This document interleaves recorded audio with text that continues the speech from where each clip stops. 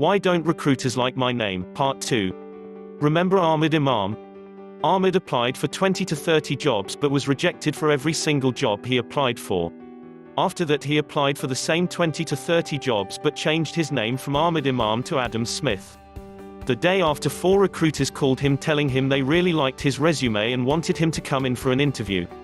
What happened next? Ahmad went ahead with the interview process. He went through the initial interview stages, and made it to the final stage of the interview process with the employer. The interview process took about 4 to 5 months. During that long interview process, Ahmad went ahead as Adam Smith. It was the most anxiety-driven periods of his life. But he didn't feel embarrassed because it was for a good reason. But at some point he had to tell the employer that he wasn't Adam Smith but Ahmad Imam. He didn't know when to tell this because he never expected to get this far in the interview process. He told the employer with complete honesty why he did it. He said that he didn't get the interviews as Ahmad Imam, but was immediately invited for an interview as Adam Smith. They had a very open and direct conversation about it, and the employer was horrified and appalled. The employer told him that they are all for diversity in their company. They actually wanted to have more diversity because there was a lack of it. What happened was that the recruiter made an assumption, because this business was predominantly white and male, and thought they only want white employees. There are 2 things Ahmad realized after this experience.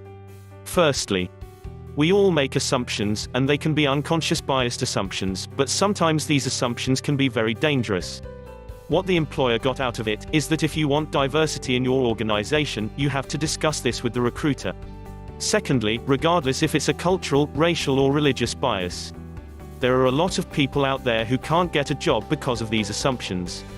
Age, gender, disability or health biased, it's existing all in a similar way as the name bias Ahmad experienced. We need to get these controversial issues to the surface and start talking about it. We actually like to hear from you which companies out there are successfully diverse, and leading the way by example. We love to know from you which companies are leading the way. And more important, we like to know which recruitment agencies you feel are absolutely not biased and recruit you for your skills.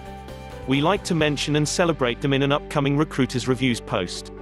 Anyone with any opinion or thought about this controversial issue, please comment below or go to our blog page and leave a comment, www.recruitersreviews.co.uk.